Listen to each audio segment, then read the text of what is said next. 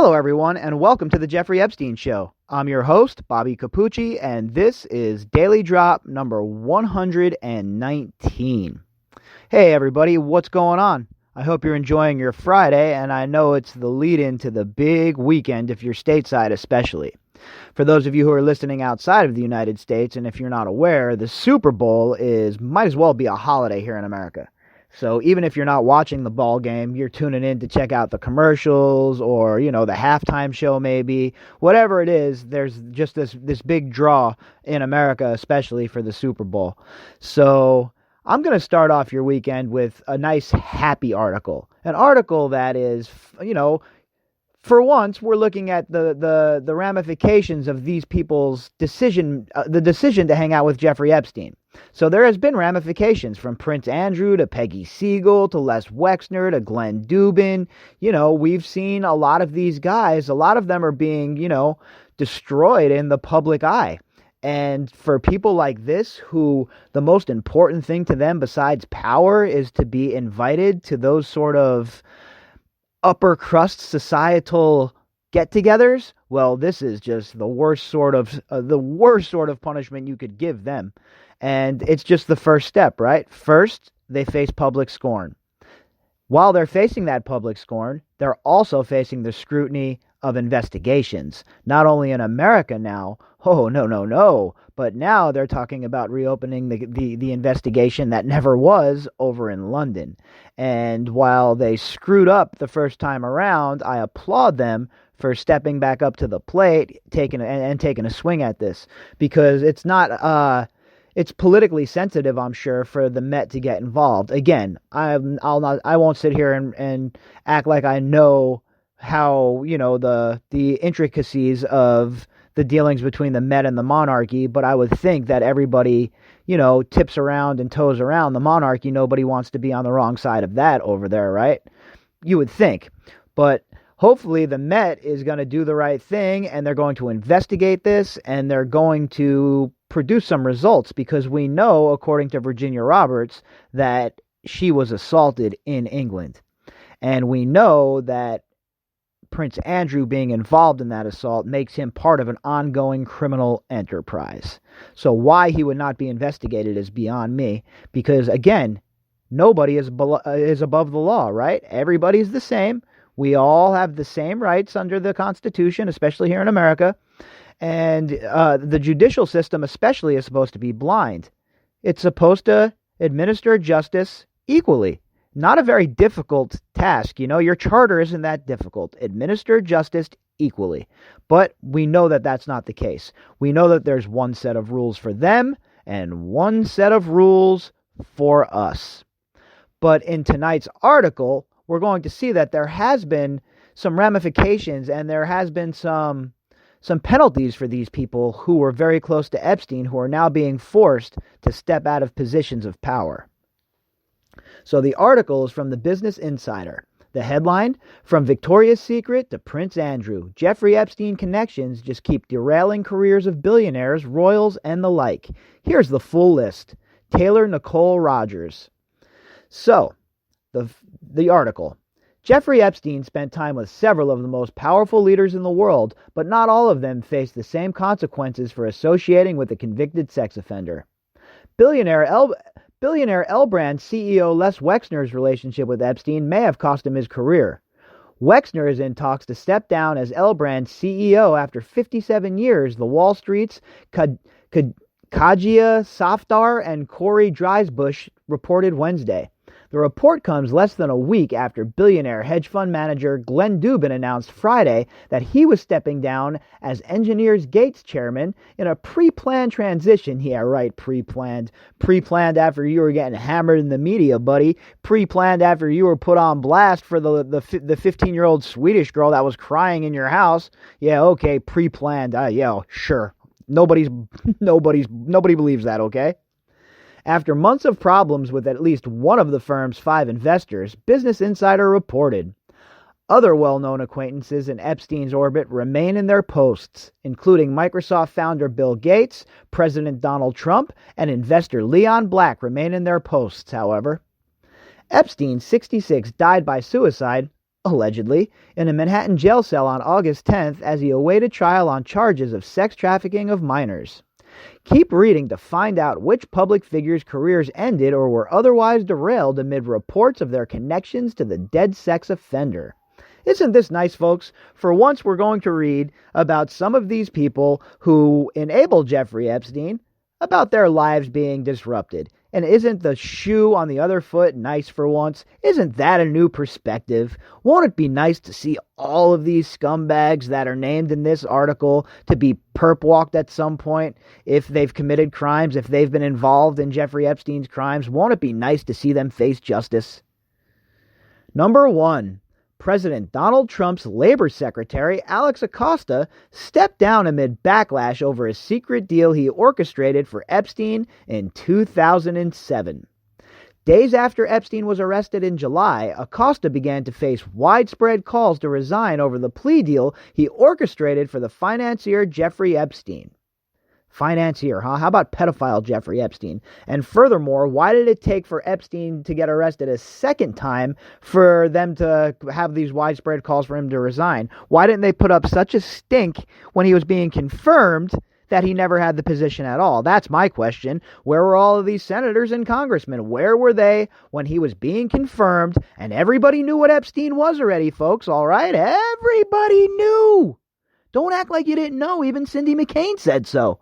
So don't act like you didn't know, Mr. Acosta. Don't act like you didn't know, Mr. Congressman, because you all knew.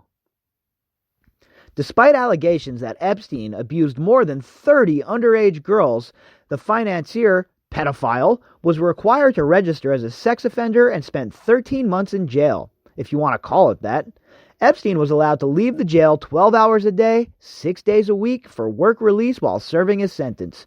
Again, boy, that must be nice, huh? You go to jail for the crimes that he's accused of. You have a whole wing to yourself, personal security, get to leave for 12 hours a day to do God knows what.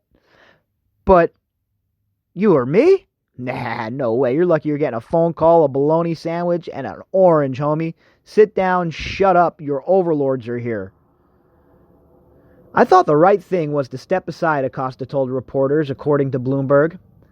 Number 2, Netflix and FX severed ties with film publicist Peggy Segal in July after it was revealed that she got Epstein into A-list events in New York. Another sicko, this lady. This lady's another big-time enabler, folks. She's like Eileen Guggenheim, the way she enables. Another one of these high-crest society people that provided serious cover for Jeffrey Epstein, and they all make me so sick. In a statement provided to Business Insider in July, Segal said, "I believe I met Jeffrey Epstein sometime in 2005, and we became social friends as he was somewhat of a film buff who wanted to come to a film screenings. I did not know at the time, and did not learn until recently, that he had been abusing underage girls. When Jeffrey returned from Palm Beach and his time in jail, I understood that he had spent time in jail for soliciting a prostitute, and he assured me that he had changed his ways. I did not..." Well, hold on. He assured you that he changed his ways, so he had to change his ways from buying a prostitute? That's not... Look, while I don't think that, not my thing, but if Jeffrey Epstein was with consenting adults, consenting sex providers, well, that's not something you need to change his ways about, right? That's his thing, then hey, whatever. But this is not that, all right? This is not anywhere close to that. He was abusing children, Peggy Segal. You knew. You knew. I did not believe that the charges were very serious because I knew he was allowed to work from his office every day. Listen, look at this cover. Look at this. This lady's a good liar. This Peggy Segal, fantastic liar. Holy cow. Look at the acrobatics she's doing here. Oh, well, he was allowed to leave for his office every day. So, I thought it wasn't that bad that, he was in jail in the first place. It couldn't be that bad, right? Give me a break. I am horrified as each of these women come forward and the accusations mount. I am deeply embarrassed by my relationship with him and that I allowed him to use me. Oh, please, please, he didn't use you. It was a symbiotic relationship, all right? One parasite connected to the other. That's what you are. You're a parasite, in my opinion, Segal, and you hanging out with Epstein, was enabling him and giving him credibility for him to continue his reign of terror. Nobody feels sorry for you, Segal. Sorry. Before her relationship with Epstein was revealed, Segal was a prominent New York publicist who had organized promotional screenings for films including The Big Short, Argo, and The Revenant, Business Insider reported. Since then, she has only hosted one event according to Vanity Fair.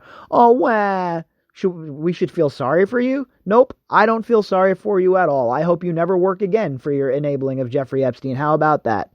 How about that? Nobody should ever want to be associated with you ever again. Why would anyone associate their brand with one of Jeffrey Epstein's enablers? I have no idea who would want to do that, and the brand that did it would be making a serious business mistake. Segal complained about the uneven consequences for associating with Epstein in a January interview with Vanity Fair. The men are fine, Segal said. They're moving on with their billions and their jets and their families and their businesses. It's just odd that a single woman who's done nothing but kill herself for filmmakers has had to suffer like this. It's completely unfair. It's completely unfair for Peggy Segal, folks. Keep that in mind. That's how they all think, right? Me, me, me, me, me. It's all about me. Not once did she mention the survivors. Not once did she mention the people who actually suffered at Jeffrey Epstein's hands. Not the people that were rolling around with him at other billionaire parties doing God knows what. Who knows what these people were doing? They were probably hanging out with that Abramovich lady and doing some spirit cooking. I wouldn't put it past these sickos at this point. Number 3, MIT Media Lab director Joi Ito resigned in September after the New Yorker reported he quietly worked with Epstein to secure anonymous donations. Another pillar of the community here, folks, huh? Joi Ito working behind everyone's back to secure donations from Jeffrey Epstein, the child abuser and sex trafficker. What a fantastic man this Joi Ito is, huh? Boy, another man that should just be heaped with praise, right?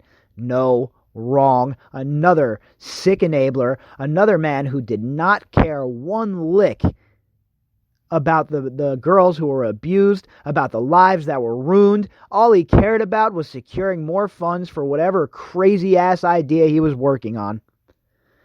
Ito worked with other directors and staff at the MIT Media Lab to quietly receive large, anonymous donations from Epstein after Epstein was convicted of soliciting underage girls for prostitution, the New Yorker's Ronan Farrow reported. And again, I hate when they say that. How can an underage girl be a prostitute? If she's not old enough to consent, how can she be a prostitute? Wouldn't it just be a man who was abusing young girls, a man who was a pedophile, folks? Isn't that really what he was? Why don't we just call Jeffrey Epstein what he was? Can we do that, please? Ito announced his resignation in an email to MIT's president and provost the next day. Business Insider reported. Ito also stepped down from roles at the New York Times Company, the MacArthur Foundation, and the Knight Foundation. Oh, it doesn't shock me he worked for the New York Times. We all know the esteemed Gray Lady really has never done anything to sully her reputation as of late, huh? Talk about fake news. Number 4. Britain's Prince Andrew announced that he would step back from public duties for the foreseeable future in November because his former association with Jeffrey Epstein has become a major disruption to the royal family's work. His association with Jeffrey Epstein? You mean his abuse of Virginia Roberts, right? Let's make sure we say that every single time he says his association with Jeffrey Epstein. See, this guy is a double banger, right? The Prince Andrew has 2 strikes against him, the double whack. Not only did he enable Jeffrey Epstein, well, he also took part in Jeffrey Epstein's escapades. So that makes him the scum of the earth. Absolute scum. The Duke of York's announcement came days after he gave an interview to the BBC on his relationship with Epstein that was widely seen as disastrous, Insider reported. Prince Andrew was widely criticized for not expressing sympathy for the alleged victims of Epstein's sex trafficking and for trivializing Epstein's crimes by calling them unbecoming conduct. Again, this guy is unbelievable. This prince is just an absolute unbelievable scuzzbucket. He also offered questionable alibis in an attempt to prove he never had sex with a victim who accused him and pledged to participate in the American authorities' investigation of Epstein. But Jeff Berman, U.S. Attorney for the Southern District of New York, has since said that the prince did not respond to repeated requests to do so, Business Insider reported. Prince Andrew told the BBC that his friendship and Epstein brought him opportunities and that his slowness in ditching Epstein as a friend was because of his tendency to be too honorable. No, literally a lie, just an absolute lie, okay? Too honorable, really? The reason that you couldn't break up with Epstein is because he had a dossier a mile high on you, dude. Who are you kidding right now? Nobody believes you, Andrew. Nobody believes you. Number 5. Billionaire financier Glenn Dubin retired following reports that his family was close with Epstein. Dubin wrote that the transition was pre-planned and unrelated to Epstein in a memo to staff, the New York Post reported. That's a straight-up lie. Do I have evidence to prove that? No, but come on. It's all about timing, folks, and optics. Dubin is one of the worst of them, in my opinion, and he does not get nowhere near enough scrutiny, him or his wife. His wife was super close to Epstein. They were so close to Epstein that their daughter, their little 14-year-old daughter, called Jeffrey Epstein, folks, Uncle Jeffy. I mean, are you kidding me right now? These people to act like they didn't know what Jeffrey Epstein was, but yet still allow him access to their small children, even if it's monitored, it's just gross. It's offensive. How dare they? According to Dubin, his retirement was part of a larger plan to allow his business partner to take a more aggressive investment approach. What, he couldn't take an aggressive approach? He's locked in. What is he, an AI program where I can only invest one way. I can't do it aggressively. What does that even mean? All right. You're not fooling anyone either, Dubin. Okay. Nobody believes you either, buddy. Dubin told Reuters that his retirement had nothing to do with media reports of his relationship with Epstein, which he called false. Again, another lie, a straight up lie. Dubin and his wife Eva Anderson Dubin were longtime friends of Epstein, and Epstein even told others that he considered marrying the couple's 24-year-old daughter, Selena Dubin, Business Insider Megan Morris and Becky Peterson reported in December. Mind you, she was like 14, not 24. That's just weird, bro. He's just so sick. Jeffrey Epstein's whole mind was absolutely and utterly corroded and corrupt. The man was just sick. Anderson Dubin once dated Epstein, but Morris and Peterson found no indication that Epstein ever had a romantic relationship with Selena Dubin. Well, thank God, all right? Thank God that kid never had to be subjected to that. It was bad enough she was calling this guy Uncle Jeffy. Number 6. Les Wexner is reportedly considering retiring from L Brands or selling Victoria's Secret amid both fury over his connection to Epstein and the company's plummeting sales, which are one and the same in my opinion. Epstein became a trusted confidant of Wexner's while Epstein managed the CEO's fortune, according to Vanity Fair. The magazine reported that Wexner allowed Epstein to take an active role in L Brands, which owns Bath & Body Works and Express, in addition to Victoria's Secret. And let's not forget that Vanity Fair squashed the Annie Farmer and Maria Farmer story when they came out with the article on Epstein. Let's not forget that. Let's not forget the part that they played, Graydon Carter, in keeping this silent. In 1989, Wexner used a trust to buy an Upper East Side townhouse that is believed to be the largest private residence in Manhattan for $13.2 million, Vanity Fair reported. Epstein moved in after Wexner and his wife, Abigail Koppel, moved to Ohio in 1996. Wexner's trust transferred ownership of the house to Epstein in 2011 for $0, Bloomberg reported. Must be nice, huh? Must be nice to have friends like that. I mean, you guys aren't close or anything. He was just in charge of all your money, and you gave him this $13 million house at time of purchase, which ends up being, $77 million now. You just give him this house for $0? Give me a break. Yeah, you guys weren't close. You had no idea what Epstein was up to. Come on, Wexner. You're another one who was an absolute liar, in my opinion. Wexner later fired Epstein as his money manager, Mr. Wexner severed ties with Mr. Epstein more than a decade ago, an L Brand spokesperson told Forbes in July. Yeah, right. The only reason that he did that was because he knew what was coming. Okay? And I highly doubt they even severed ties, maybe publicly. But if you don't think these guys were still running together behind the scenes, I don't know what to tell you at this point. They were thick as thieves. Wexner's ties to Epstein are not the lingerie retailer's only problem, however. L Brand shares declined 29% in the bull market of 2019, and its market cap shrunk from $29 billion in 2015 to about $5.7 billion today. The stock of L Brand shot up on the news of the possible sale.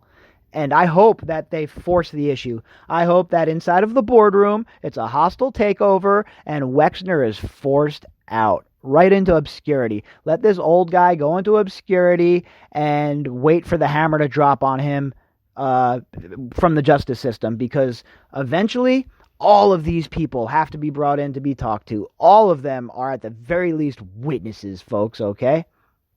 And how guys like Wexner have escaped scrutiny all this time is just utterly beyond me. Wexner and Dubin and all those guys on that list should have been hammered the first time Epstein was in trouble. We shouldn't have had to wait till 2019, 2020 for these people to step down in shame. They're all just as disgraced as the prince. Let's be real.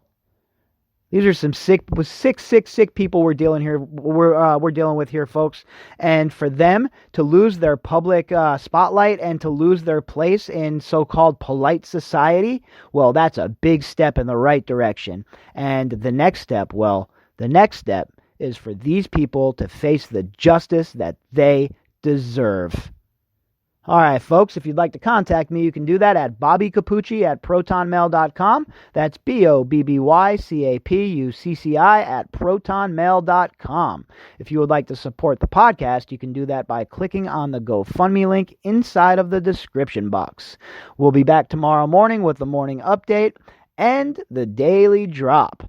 All right, everybody, enjoy your Friday. I will talk to you in the morning.